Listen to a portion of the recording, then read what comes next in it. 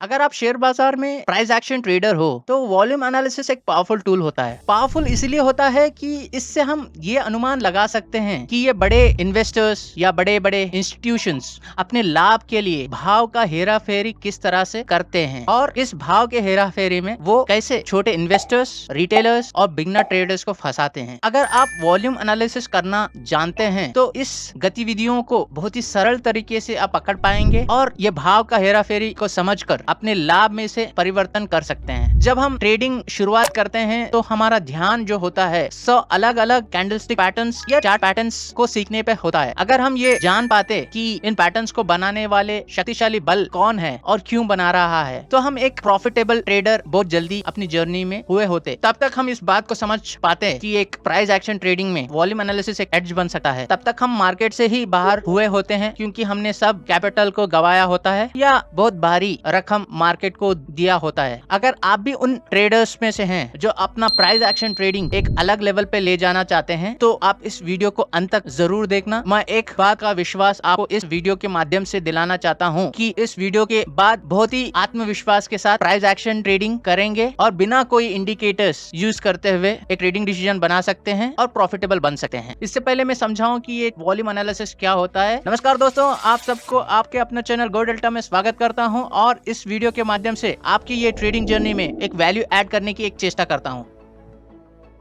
Technical analysis में volume एक बहुत महत्वपूर्ण भूमिका निभाती है। जब भी हम प्राइस एक्शन ट्रेडिंग करते हैं तो वॉल्यूम को जब कंबाइन करके प्राइस एक्शन को देखते हैं तो बहुत सारा क्लैरिटी हमें ट्रेडिंग में मिलती है, क्योंकि ये वॉल्यूम जो है हमें किसी भी चार्ट पे ट्रेंड कंफर्मेशन या पैटर्न कंफर्मेशन बताती है। उसके साथ ही हम अगर वॉल्यूम को दूसरे नजर से देखेंगे तो हमें ये वॉल्यूम ये बताने की कोशिश करती है कि स्क्रीन के उस साइड कौन ट्रेड कर रहा है। क्या वो रिटेलर है, क्या वो बड़े प्लेयर है जो हमारे साथ या विरुद्ध ट्रेड कर रहा है। ये हम वॉल्यूम के माध्यम से समझ पाएंगे। इसीलिए वॉल्यूम को समझना बहुत ही महत्वपूर्ण होता है जब आप प्राइस एक्शन ट्रेडिंग करते हो। मगर सवाल यह आता है कि ये वॉल्यूम होता क्या है। चलिए हम डेफिनेशन के साथ उसको समझेंगे और इन डिटेल में समझेंगे प्राइस एक्शन ट्रेडिंग में इसे कैसे यूज करते हैं और ट्रेडिंग डिसीजन बनाते हैं। अगर आप वॉल्यूम का डेफिनेशन जानना चाहते हैं तो बहुत ही सरल है। वो बताता है it indicates the number of shares transacted between a buyer and a seller over a particular time period at a particular price. यानी बहुत ही सरल है। जो शेयर आप देख रहे हो वो शेयर को कितने बार खरीदा या बेचा गया है at particular price and eight a particular time, वो हमें वॉल्यूम से पता चलता है। एक एग्जांपल के साथ समझेंगे तो और भी क्लैरिटी से ये डेफिनेशन आप समझ पाएंगे। एग्जांपल के लिए हम XYZ लिमिटेड को लेंगे। कोई बायर है और ये XYZ लिमिटेड को बाय करना चाह रहा है। वो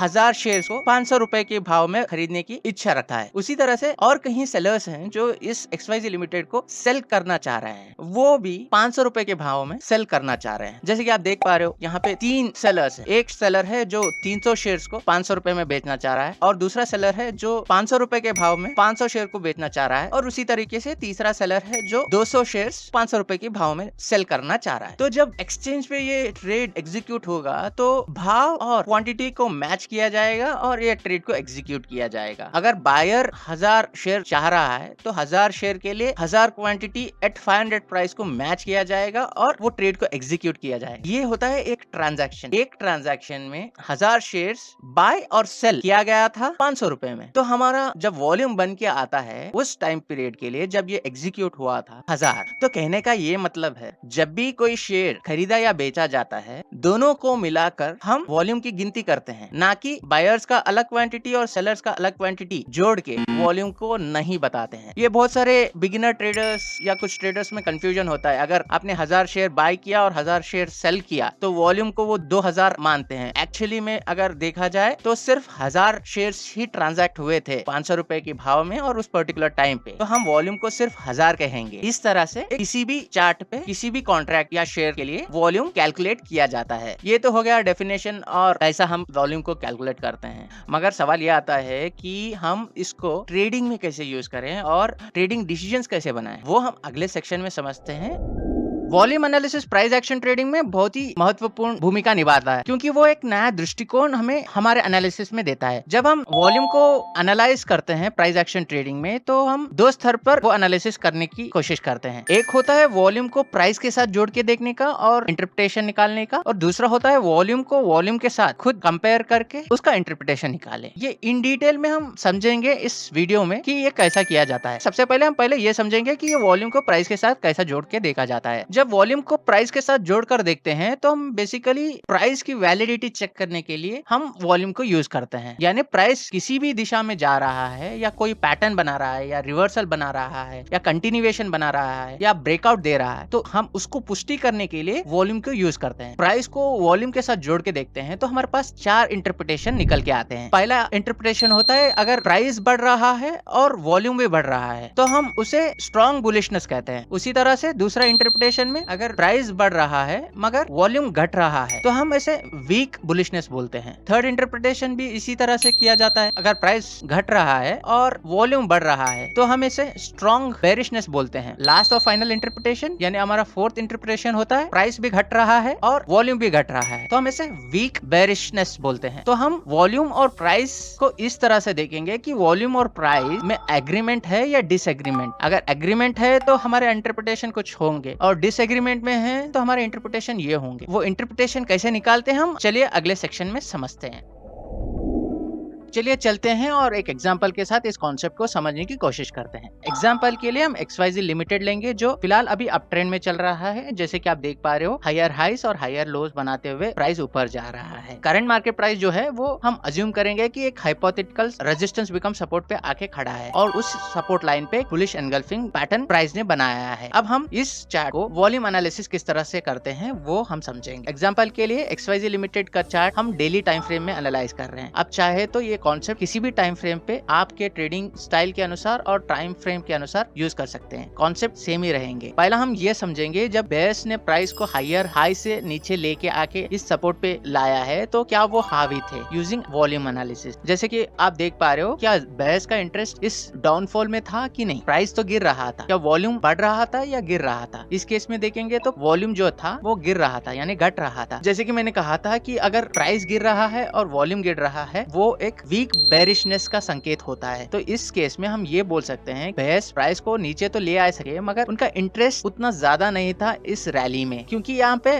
बेरिश प्रेशर जो था वो एकदम वीक था। जैसे कि आप कैंडल स्टिक से भी देख पा रहे हो कि यहाँ पे छोटे छोटे कैंडल्स बन के प्राइस नीचे आ रहा था। और इसका ये भी मतलब होता है कि जब प्राइस छोटे कैंडल्स और छोटे वॉल्यूम से नीचे आ रहा है तो यहाँ पे रिटेलर्स जो होते हैं वो एक्टिव होते हैं, या तो वो अपने प्रॉफिट्स को बुक कर रहे हैं या तो शॉर्ट की तरफ पोजीशन बना रहे हैं। और बड़े प्लेयर्स जो कि बड़े क्वांटिटी में ट्रेड करते हैं वो यहाँ पे मिसिंग दिख रहा है। ये हो गया हमारा पहला interpretation at this support level. Bears इस प्राइस को नीचे ले आए सपोर्ट तक। क्या बुल्स भी उतने ही कमजोर थे कि पावरफुल थे जब ये प्राइस को उन्होंने प्रीवियस रैली में नीचे से ऊपर ले गए थे। जैसे कि आप देख पा रहे हो कि प्राइस जो है हायर लो से हायर हाई बनाते हुए ऊपर गया था बड़े ग्रीन कैंडल्स के साथ। जब प्राइस नीचे से ऊपर जा रहा था तो वॉल्यूम भी देख सकते हो कि वॉल्यूम भी बढ़ रहा है। तो इसका संकेत ये होता है कि एक स्ट्रॉन्ग बुलिशनेस इस रैली में हो सकता है। जब भी कोई इंस्टीट्यूशन कोई स्टॉक को खरीदना चाहता है तो वो बड़ी मात्रा में खरीदने की कोशिश करता है, क्योंकि बहुत सारे क्वांटिटी एग्जीक्यूट या ट्रांजैक्शन हुए रहते हैं, इसीलिए वहाँ पे वॉल्यूम की स्पाइक आने की संभावना ज्यादा रहता है। जैसे कि आप देख पा रहे हो जब भी ये पॉइंट से इस पॉइंट तक गया था प्राइस, यानी लोअर पॉइंट से हायर पॉइंट तक जब प्राइस गया था तो आप significant rise in the candlestick price range as well as volume भी बढ़ रहा था, कैंडलस्टिक साइज भी बढ़ रहे थे और प्राइस भी आगे बढ़ रहा था। तो ये तीनों को मिलाकर हम एक व्यू बना सकते हैं कि जब भी एक ज्यादा वॉल्यूम और वॉल्यूम के अनुसार कैंडलस्टिक बढ़ते हुए देखेंगे तो वहां पे इंस्टीट्यूशनल बाइंग होने के संभावना ज्यादा रहते हैं। तो हम प्रीवियस रैली में ये समझ सकते हैं कि बुल्स जो है जब प्राइस को नीचे से ऊपर ले जा रहे थे तो वो एक स्ट्रॉन्ग बुलिशनेस से लेके जा रहे थे। तो प्राइस जो था प्रीवियस रैली में स्ट्रॉन्ग बुलिशनेस था। तो ये हो गया हमारा दूसरा कन्फ्लुएंस यूजिंग वॉल्यूम एनालिसिस। तीसरा कन्फ्लुएंस और इंटरप्रिटेशन हम इस तरह से निकालेंगे। प्राइस जो है अभी करेक्ट होके सपोर्ट पे आ रहा है, यहाँ पे एक बुलिश एंगल्फिंग पैटर्न बना है। जब बुलिश एंगल्फिंग पैटर्न बनता है वो एक रिवर्सल का साइन होता है। क्या ये रिवर्सल यहाँ से प्राइस ले पाएगा वो समझने के लिए हम वॉल्यूम को देखेंगे। क्या ग्रीन कैंडल जो रेड कैंडल को एंगल किया है क्या वॉल्यूम भी उस तरह से ही एनगल्फ किया है, यानी ग्रीन कलर का कैंडल का वॉल्यूम रेड कलर का कैंडल से ज्यादा है कि कम है। इस केस में देखेंगे तो ग्रीन कलर का कैंडल जो ग्रीन बार है वो रेड कैंडल से ज्यादा है, यानी इस सपोर्ट पे बुल्स अपना इंटरेस्ट को दिखा रहे थे, वो बाय बिट्स डाल रहे थे, इसीलिए प्राइस ऊपर जा रहा था और वॉल्यूम भी ऊपर जा रहा था। ये बुल्स का इंटरेस्ट दर्शाता है। तो हम ये बोल सकते हैं कि इस प्राइस पे बुल्स हावी हो रहे थे और इस पैटर्न को हम वैलिडेट कर सकते हैं कि यहाँ से रिवर्सल हो सकता है, क्योंकि हमारे पास 3 कॉन्फ्लुएंस जो बुल्स के पक्ष में है।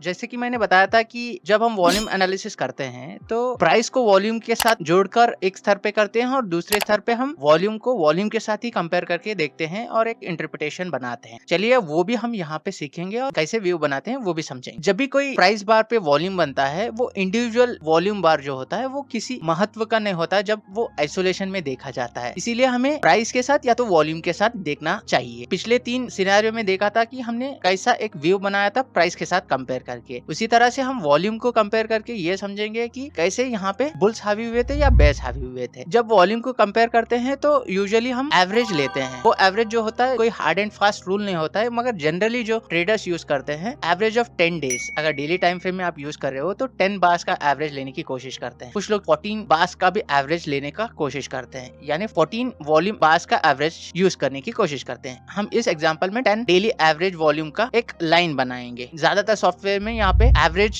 मिल जाता है जो एक इंडिकेटर में होता है। अगर आप ट्रेडिंग व्यू में यूज कर रहे हो तो आप इस तरह से ये फीचर को अनेबल कर सकते हो जब आप वॉल्यूम इंडिकेटर को ऐड करते हो। जैसे कि आप देख पा रहे हो वॉल्यूम बार्स के ऊपर एक ब्लू कलर का लाइन आया है, ये हमें ये इंडिकेट करता है कि एवरेज ऑफ 10 डेज का वॉल्यूम इस स्टॉक में क्या था। तो हम जब वॉल्यूम के साथ कंपेयर करते हैं तो एवरेज ऑफ 10 डेज का वॉल्यूम के साथ करंट रैली का एवरेज क्या था वो कंपेयर करते हैं। चलिए हम उस एनालिसिस को भी यहाँ पे करके देखते हैं। जब प्राइस गिर रहा था, जैसे कि आप देख पा रहे हो वॉल्यूम तो घट रहा था, क्या वो वॉल्यूम 10 डेज एवरेज वॉल्यूम से कम था? जैसे कि आप क्लियरली देख पा रहे हो कि यहाँ पे 10 डेज एवरेज वॉल्यूम से भी वो वॉल्यूम कम था, इसीलिए आप ये बोल सकते हो कि यहाँ पे वीक हैंड्स ट्रेडिंग कर रहे थे, यानी बड़े इंस्टीट्यूशंस और बड़े इन्वेस्टर्स इस रैली में पार्टिसिपेट नहीं किया था। उसी तरह से आप प्रीवियस रैली में देखेंगे कि वो एवरेज वॉल्यूम जो था वो 10 डे एवरेज वॉल्यूम से ज्यादा था, और आप आराम से देख पा रहे हो कि वो एवरेज वॉल्यूम से कम 2 टाइम्स या 3 टाइम्स ज्यादा दिख रहा है। तो हम ये भी बोल सकते हैं कि एवरेज वॉल्यूम जो है वो 3 गुना या 2 गुना ज्यादा बढ़ के खरीदारी हुई है इस रैली में। तो यहाँ पे बड़े प्लेयर्स अपना बाइंग कर रहे हैं, इसीलिए यहाँ पे बड़े क्वांटिटीज में शेयर्स ट्रेड हुए हैं। तो हम यहाँ अंदाजा ये लगा सकते हैं कि यहाँ बड़े इन्वेस्टर्स और बड़े इंस्टीट्यूशंस यहाँ पे बाय कर रहे हैं। अगर कोई भी इंस्टीट्यूशन या बड़े इन्वेस्टर कोई स्टॉक को खरीदता है तो एवरेज वॉल्यूम से जो आप ले रहे हो वहां से एटलीस्ट 1.5 टाइम्स ज्यादा होना चाहिए, ये बेयर मिनिमम होता है। अगर वो इन्वेस्टर इंस्टीट्यूशन बाय कर रहा है तो एवरेज ऑफ 10 डेज वॉल्यूम से 1.5 टाइम्स ज्यादा होना चाहिए मिनिमम। अगर ये होता है तो आप बोल सकते हो कि यहाँ पे कोई बड़ा इंस्टीट्यूशन आ रहा है। तो इस केस में देखेंगे तो ये 2 टाइम्स से 3 टाइम्स ज्यादा है, इसीलिए हम यहाँ पे ये बोल सकते हैं कि यहाँ पे बुल्स तो डोमिनेट किया था, मगर डेली वॉल्यूम से भी हम ये पता कर रहे हैं कि यहाँ पे बड़ा ट्रांजैक्शन हुआ था, तो यहाँ पे बड़े इंस्टीट्यूशन बाय कर रहे थे। ये हो गया हमारा दूसरा सिनेरियो जो हम रैली से कंपेयर कर रहे हैं। हमारा तीसरा सिनेरियो था कि यहाँ बुलिश एनगल्फिंग बना था, तो ये रेड कैंडल वॉल्यूम से तो ज्यादा था। क्या ये वॉल्यूम 10 डे एवरेज से ज्यादा था? जैसे कि आप देख पा रहे हो ये ग्रीन कलर का कैंडल का वॉल्यूम उससे भी ज्यादा है, तो यहाँ पे भी आप देख पा रहे हो ये एटलीस्ट 1.5 से 2 टाइम्स अप्रोक्सीमेटली ज्यादा दिख रहा है। तो यहाँ पे भी बड़े प्लेयर्स और ज्यादातर बुल्स इंटरेस्टेड हैं इस बाइंग प्राइस पे इस स्टॉक को खरीदने के लिए। तो इस तरह से हम प्राइस को वॉल्यूम के साथ जोड़ के और वॉल्यूम को वॉल्यूम के साथ जोड़ के एक वॉल्यूम एनालिसिस करके एक व्यू बनाते हैं, और हम ये बोलते हैं यहाँ पे कौन पार्टिसिपेट कर रहा है, रिटेल पार्टिसिपेट कर रहा है या छोटे इन्वेस्टर पार्टिसिपेट कर रहा है या बड़े इंस्टीट्यूशन या बड़ा इन्वेस्टर पार्टिसिपेट कर रहा है। तो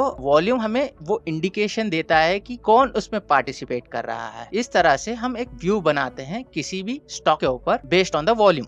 चलिए चलते हैं और समझते हैं और एक एग्जांपल के साथ, तो और क्लियरिटी से ये वॉल्यूम एनालिसिस का कॉन्सेप्ट समझ में आ जाएगा। इससे पहले कि मैं दूसरा एग्जांपल को समझाऊं, अगर आप इस वीडियो के कंटेंट को पसंद कर रहे हैं तो आप जरूर लाइक बटन पे क्लिक करना, और चैनल पे नए हो तो चैनल को जरूर सब्सक्राइब करना और बेल आइकॉन पे जरूर क्लिक करना, so that you will be notified जब भी मैं एक नया वीडियो डालता हूँ। और आपके मन में कहीं सवाल या कुछ आप सजेस्ट करना चाह रहे हैं तो जरूर कमेंट बॉक्स में कमेंट करना। चलिए चलते हैं और समझते हैं ये और एक एग्जाम्पल के साथ इस कॉन्सेप्ट को। XYZ लिमिटेड लेंगे करेंगे और जैसे कि आप स्क्रीन पे देख रहे हो वो फिलहाल डाउन ट्रेंड में चल रहा है और लोअर लोस और लोअर हाइज बनाते हुए प्राइस अभी एक रेजिस्टेंस पे खड़ा है। रेजिस्टेंस पे जैसे कि आप देख पा रहे हो वहाँ पे एक बेरिश एनगल्फिंग पैटर्न बना है। हम जिस तरह से बाय साइड पे किया उसी तरह से हम सेल साइड पे करेंगे, मगर यहाँ पे हम बेयर्स की डोमिनेंस को चेक करेंगे। पहला हम देखते हैं कि जब प्राइस रेजिस्टेंस पे आ रहा था तो बेयर्स पावरफुल थे या बुल्स पावरफुल थे। इसके लिए हम पहला देखेंगे कि वॉल्यूम जब प्राइस बढ़ रहा था तो बुल्स के साथ वॉल्यूम साथ दे रहा था या नहीं दे रहा था। जैसे कि आप देख पा रहे हो प्राइस तो बढ़ रहा था मगर वॉल्यूम गिर रहा था। जैसे मैंने बताया था अगर प्राइस बढ़ रहा है और वॉल्यूम घट रहा है it is indication of weak bullishness. तो यहाँ पे वीक बुल्स इस प्राइस को ऊपर ले आ रहे थे, यानी छोटे रिटेलर्स और छोटे ट्रेडर्स इस रैली में पार्टिसिपेट किया था, इसीलिए प्राइस धीरे धीरे ऊपर जा रहा था छोटे कैंडल्स के साथ और छोटे वॉल्यूम के साथ। तो हम यहाँ पे ये बोल सकते हैं कि यहाँ पे बड़ा इंस्टीट्यूशन पार्टिसिपेट नहीं किया है। उसी तरह से हम पिछले रैली में देखेंगे कि वहाँ पे बेयर्स का दबदबा था कि नहीं। जैसे कि आप देख पा रहे हो जब प्राइस एक रेजिस्टेंस लेवल से गिर रहा था तो यहाँ पे बड़े बड़े कैंडल्स के साथ गिर रहा था। कैंडल से हमें ये तो पता चल रहा है कि यहाँ पे बेयर्स हावी थे, मगर बेयर्स का इंटरेस्ट वॉल्यूम में दिख रहा है वो देखेंगे। जब प्राइस गिर रहा था तो उसके साथ वॉल्यूम भी बढ़ रहा था, यानी जैसे जैसे प्राइस नीचे जा रहा था वैसे वैसे participation of bears was increasing,